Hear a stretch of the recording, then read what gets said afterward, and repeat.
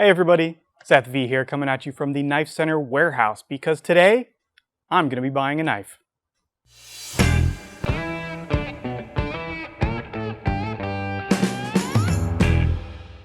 So even though I already own too many knives for sure, there's still a bit of a hole in my collection, and that is a survival knife.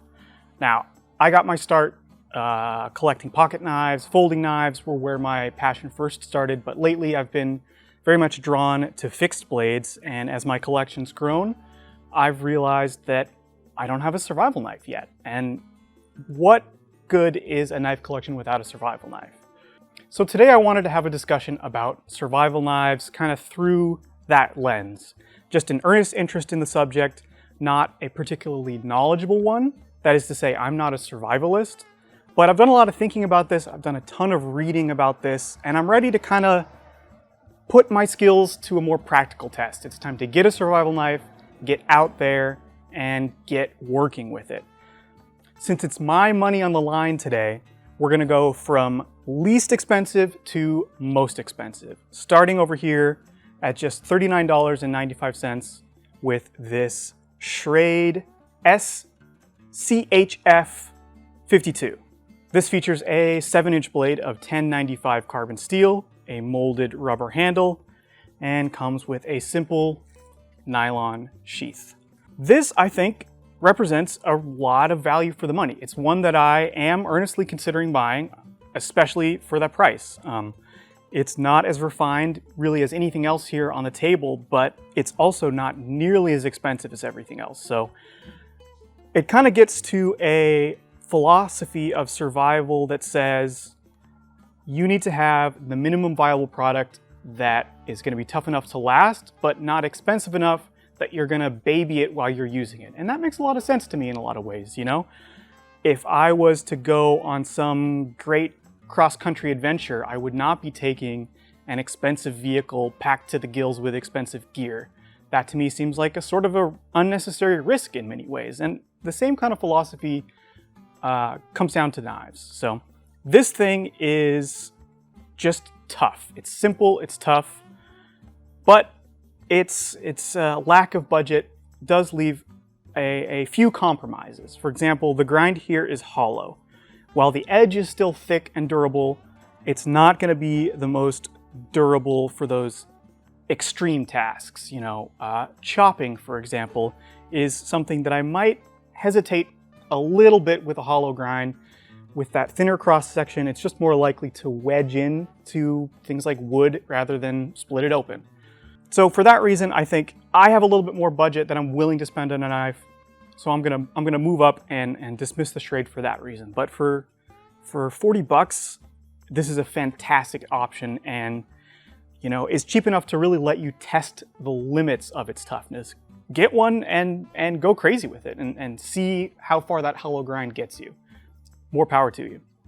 Jumping up in price slightly, we have this APOC Wayward camper. This comes in at $71.06 at the moment. These feature 9260 tool steel. I don't know much about that steel, but it appears to be just a simple, tough grade. Steel is not the biggest concern to me when I'm talking about a survival knife. You know, I'm not necessarily demanding Magna Cut or 3V or 4V. You know, again, it's that balance between being dependable, being affordable, but still being tough enough to trust when you're in a quote-unquote survival situation. And this knife has that. This also represents a little bit more on the tactical side of the kind of survival knife genre. We can tell from the way that this handle is shaped, it's got much more pronounced ergonomic features like this finger scallop here, a dramatic flare at the back of the handle. And you know, that does really lock your hand into place in a few specific grips, but is going to compromise it a little bit when you need to move around on the knife, when you need to be doing things in that reverse grip, maybe moving up for a pinch grip. Actually, that works pretty good here, but it locks your hand into one place, but doesn't allow you to move around a ton, which for me in a survival knife, I want it to be as multi-purpose as possible. And part of the way that a design is going to achieve that for me is by having a simple handle that accommodates all different types of tasks. The sheath on this is Kydex. It works quite well. Snaps into place with authority. Even, I would feel comfortable even carrying this upside down, as long as I snap the retention strap, that is. But yeah, great package here, great for the money. But having held it in hand, I think it's a little too prescriptive for me to want to trust with my life in any situation. By way of contrast, the next knife is the Joker Nomad. This is the kind of handle that I'm thinking about when I'm shopping for a survival knife. Simple, but still kind of got a nice complex shape to fill the hand, a swell in the center, a little bit of taper here and here. Exactly what you want for holding in different grips, but still giving you tons of purchase for actually bearing down into cuts. This knife is pretty sweet. I've had my eye on this for a while, in fact. These Joker Nomads, although they are more expensive at like $144, I think they are still quite a bargain. It's finished very precisely. The handles and spine back here are perfectly flush. It's comfortable, it's smooth, but still grippy. It also comes with an excellent leather sheath, which is more to my taste. I could be persuaded to get Kydex, but I just think leather is more comfortable. I like how flexible it is. And the sheath that you get with this Joker is fantastic. Being honest here, I really haven't decided which knife I'm gonna get yet. Maybe this video was just an excuse to get out a bunch of knives and do some hands-on shopping, but I'm really liking this knife. It's gonna stay in the running. I'm not gonna dismiss it yet, but I am gonna move on to the next knife, which is the SE6. I will say that out of everything here on the table so far, the SE6 is actually something I've already owned, which does mean that I'm pretty sure I'm not gonna buy it again. But I wanted to put it on the table because I still think it's a really, really good choice, maybe just for someone else instead of me. First of all, I think as a total package, it represents incredible value for the money. Again, like that Joker, you've got fantastic fit and finish, you've got a complex, shapely handle that works in all kinds of grips, you've got esee's steadfast lifetime warranty, transferable.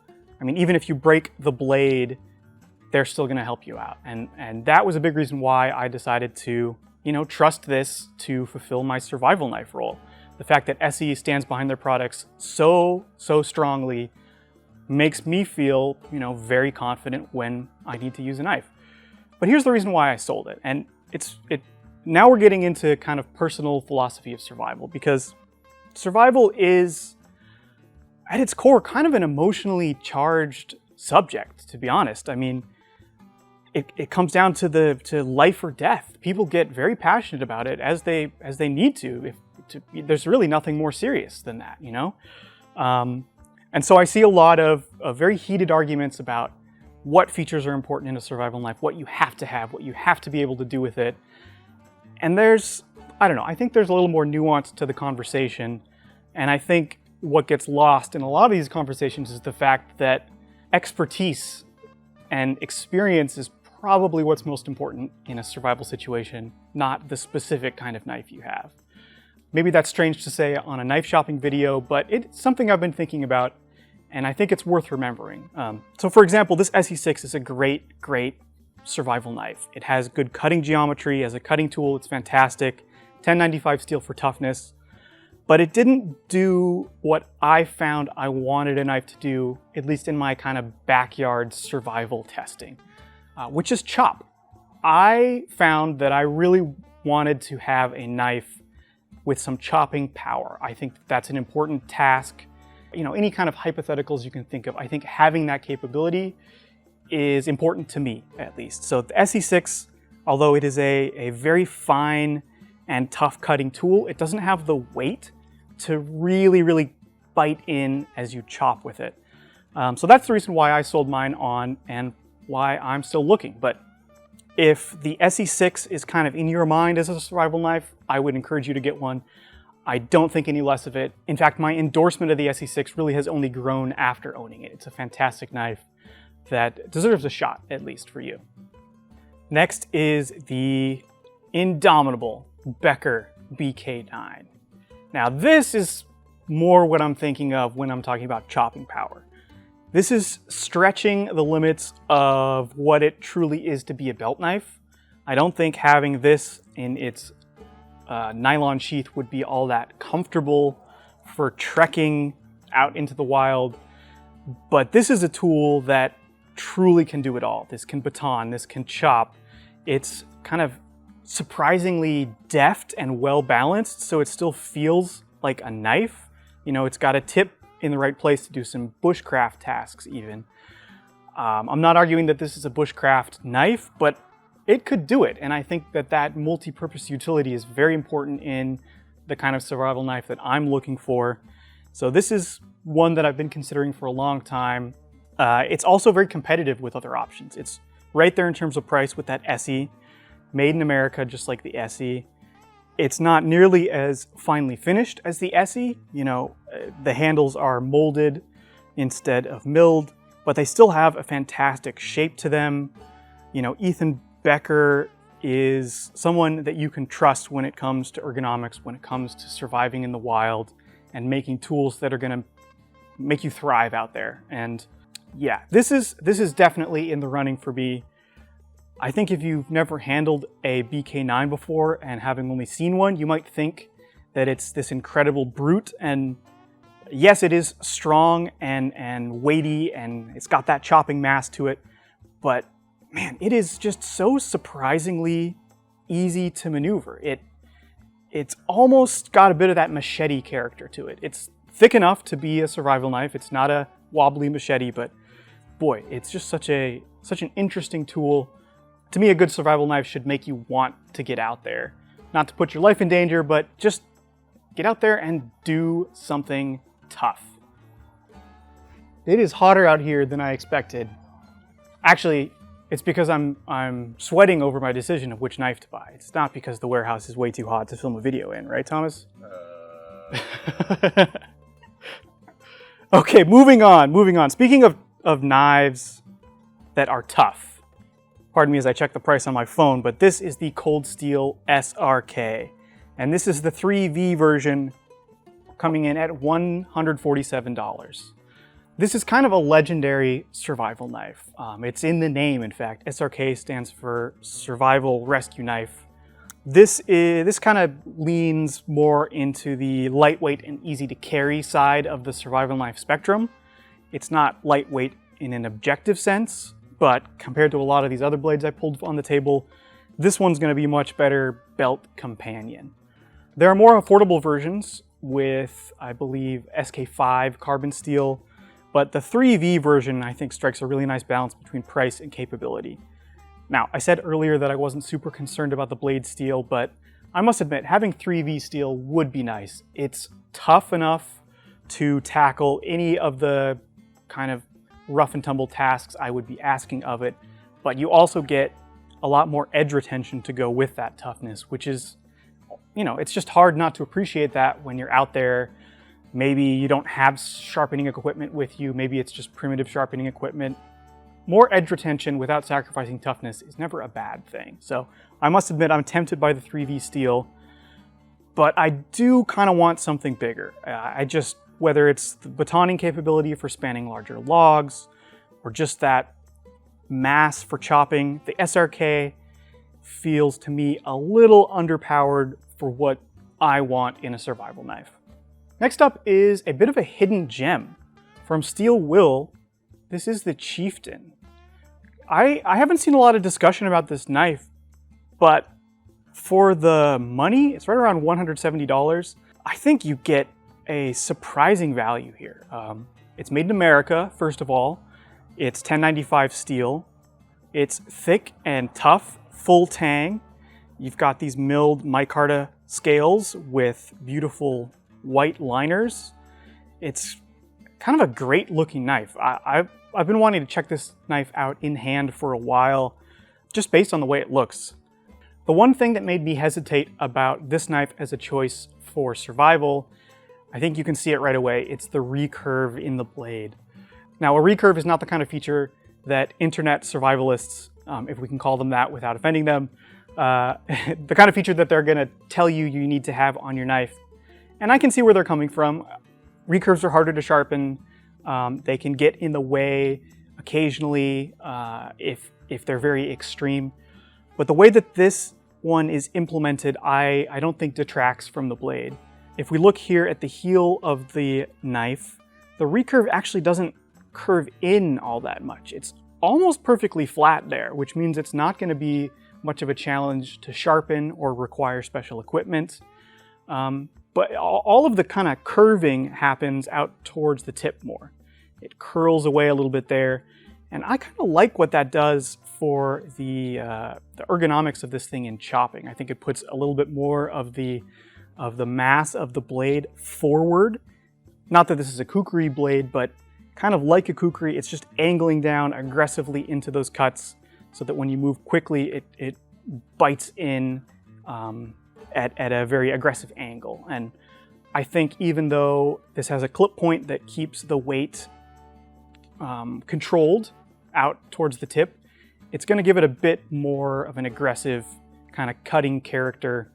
And so that's why it's still in consideration for me as a survival knife. I think there's a lot here that would be great to use, that would make this work really well, and it's built tough in the USA to survive with.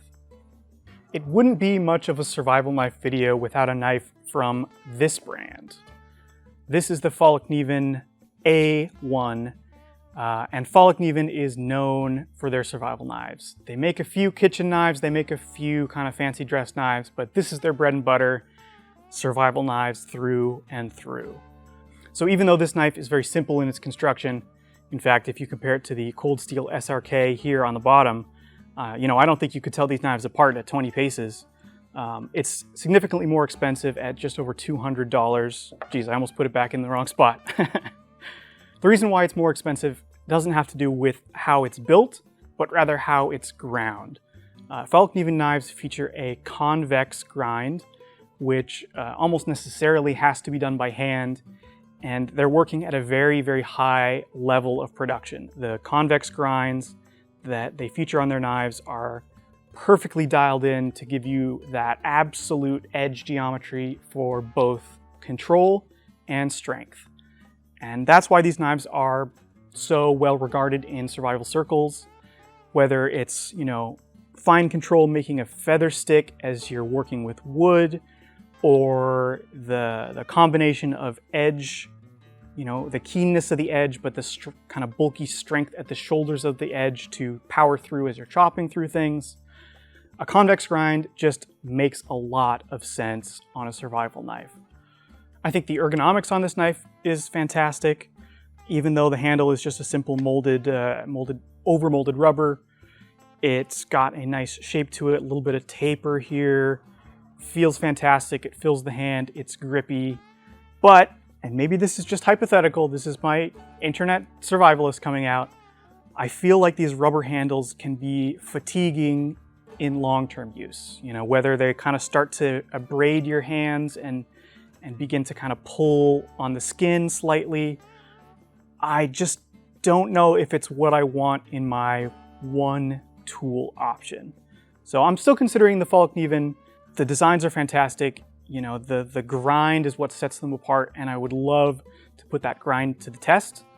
But to occupy the space in my survival collection, I don't know. I'm not sold on rubber handles yet. And commenters who have more experience than me, please correct me if I'm wrong, but that's where I'm at. Next up is a knife from Tops. This is the Earth Skills. So this was made in the USA. It's designed by Matt Graham, who, unlike me, is an expert survivalist.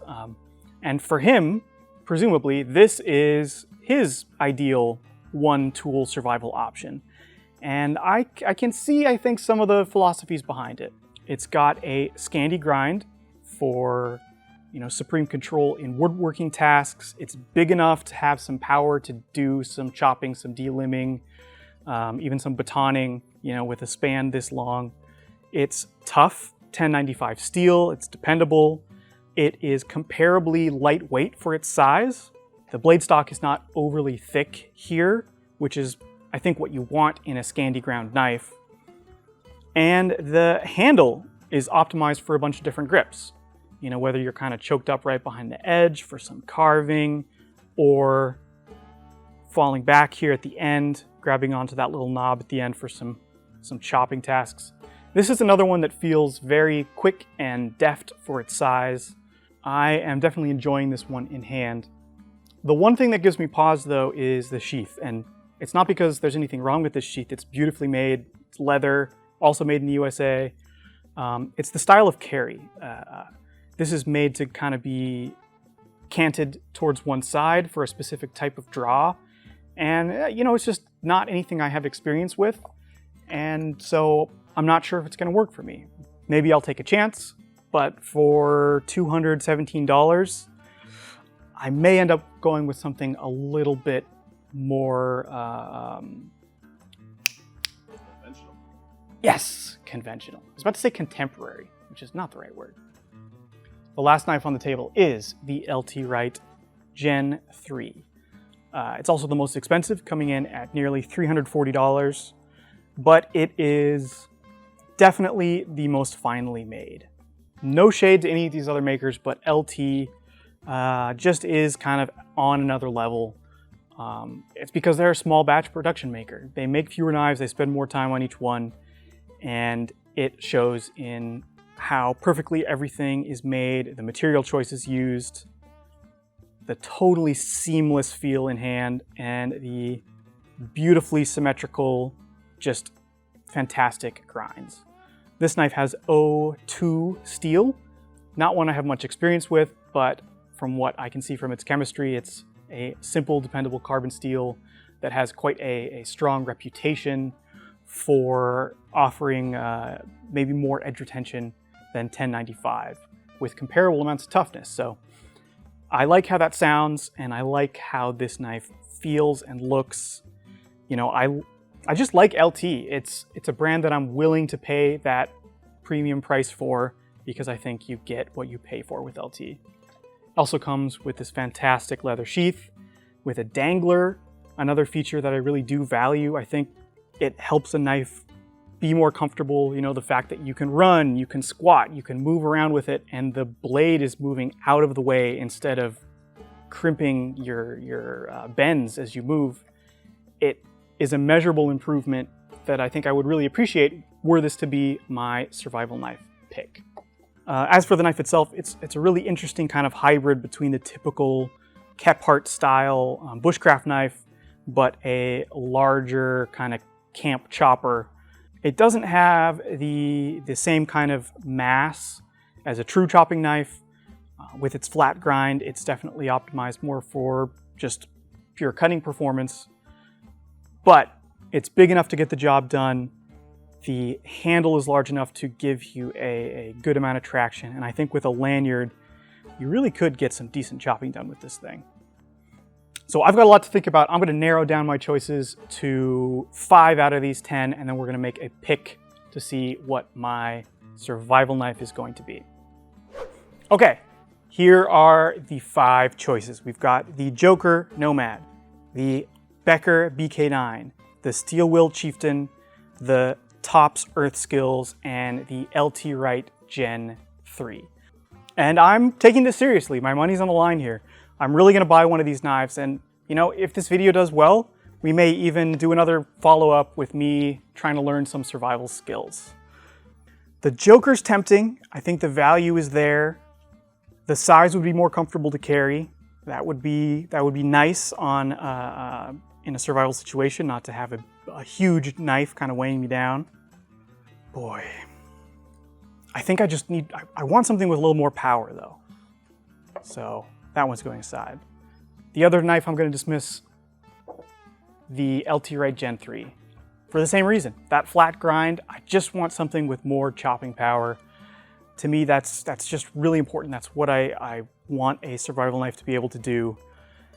If I'm not gonna have an axe or a saw or a shovel or anything else out there, I want a knife that can really chop. And maybe more for that reason than anything else, I'm gonna go with the Becker BK9. I hate to be boring. I know this is like the old school choice. that it's definitely the oldest design on the table. It hasn't changed. Maybe that's part of the appeal too. Maybe this knife has been around long enough that it's almost become a platform. You know, this sheath does nothing for me, but there are tons of just off-the-shelf replacements to fit the BK9 in Kydex, in leather.